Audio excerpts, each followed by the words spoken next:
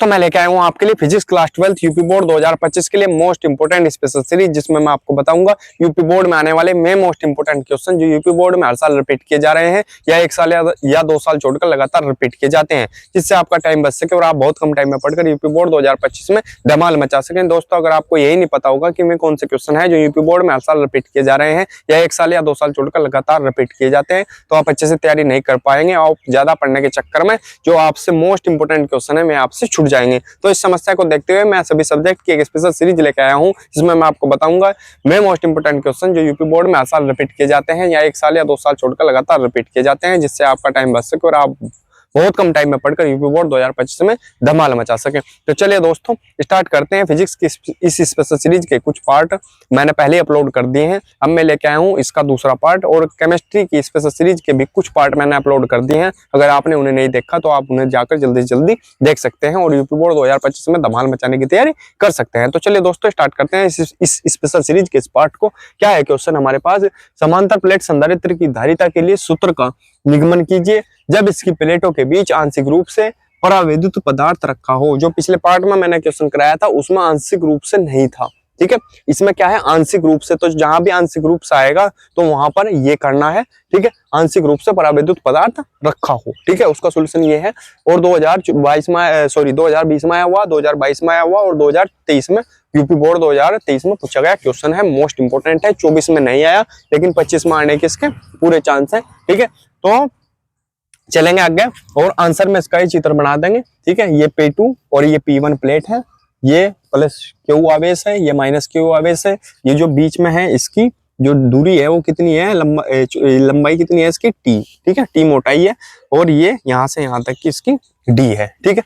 और ये पृथ्वी लगी हुई है और इसका स्क्रीनशॉट ले लेंगे, ठीक है। प्लस प्लस प्लस और इधर माइनस माइनस माइनस है, स्क्रीनशॉट ले लेंगे और आगे बढ़ेंगे, फिर करते हैं इसका सॉल्यूशन, ठीक है। बहुत ही आसान तरीके से आपको समझाऊंगा कि कैसे आप इसका सॉल्यूशन कर सकते हैं। मॉडल और बुक से रट्टा बिल्कुल नहीं मारना, ठीक है।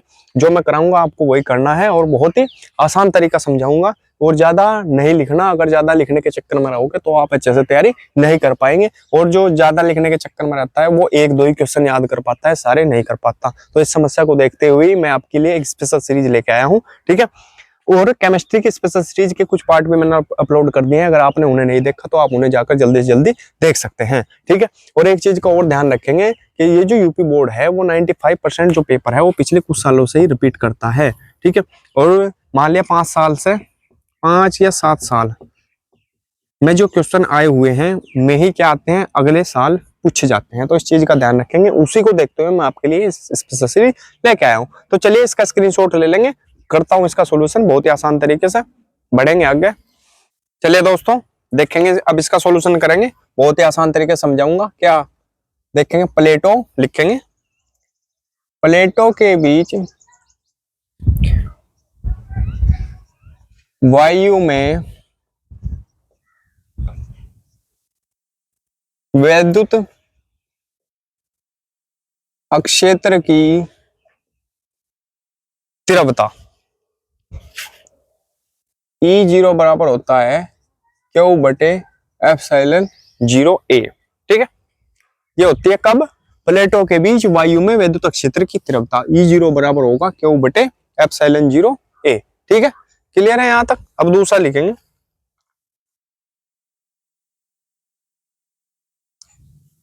परावैद्युत माध्यम में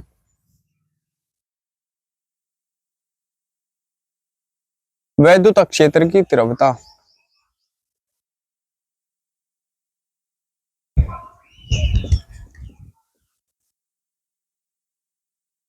वैद्युत क्षेत्र की तीव्रता E बराबर Q बटे वैद्युत क्षेत्र की तीव्रता E बराबर Q/K/ε0A, ठीक है, K/ε0A।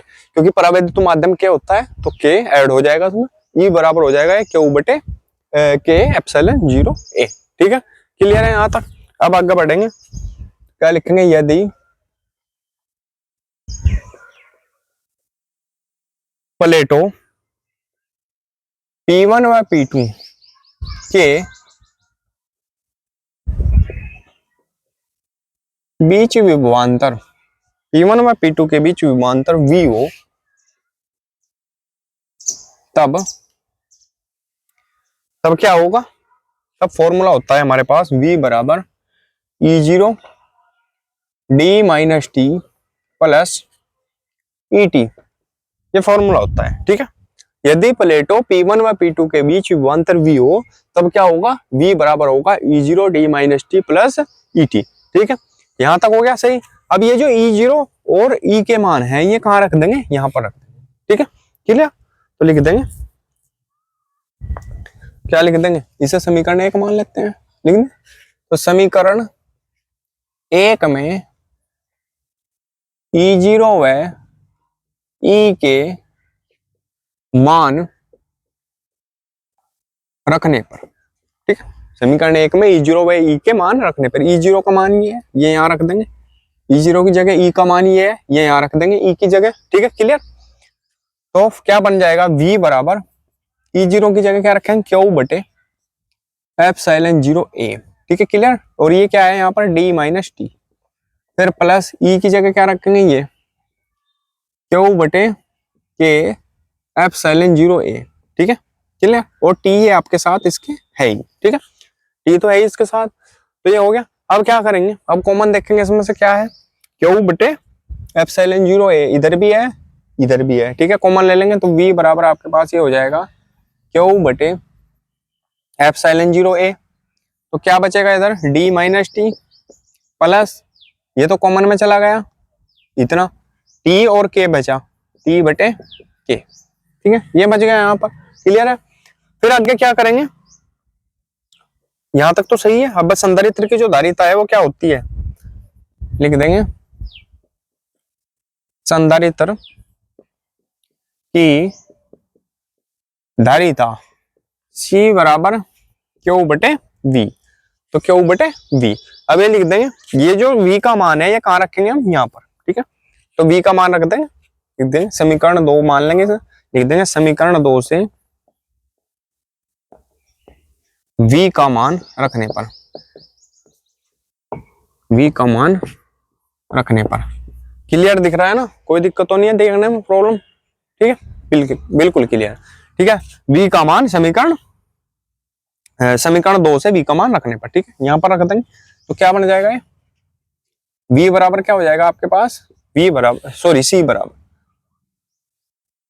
बराबर हो जाएगा Q बटे V का मान ये है, ये रख देंगे पूरा, क्या Q बटे epsilon 0A D minus T plus T बटे K। क्लियर, यहां तक। अब Q से आपका Q कट जाएगा, ये कहाँ जाएगा ऊपर, तो C बराबर आपके पास हो जाएगा एप्सिलॉन 0A बटे D minus T plus T बटे K। क्लियर, ये हो जाएगा फैराड। क्लियर है यहाँ तक, कोई दिक्कत नहीं है, यही हमें सिद्ध करना था। स्क्रीनशॉट ले लेंगे इसका, ठीक है, यहाँ तक ही इसका व्यंजक है। तो बहुत ही आसान तरीके से मैंने समझाने की कोशिश करी, स्क्रीनशॉट ले लेंगे। तो दोस्तों अगर वीडियो अच्छी लगी हो तो प्लीज वीडियो को लाइक कीजिए, कमेंट कीजिए और हमारे चैनल को सब्सक्राइब कीजिए और घंटी का बटन भी दबा लीजिए, जिससे आपको हमारी वीडियो की नोटिफिकेशन सबसे पहले मिल सके। मिलते हैं अगले वीडियो में, तब तक के लिए बने रहिए हमारे चैनल पर। धन्यवाद।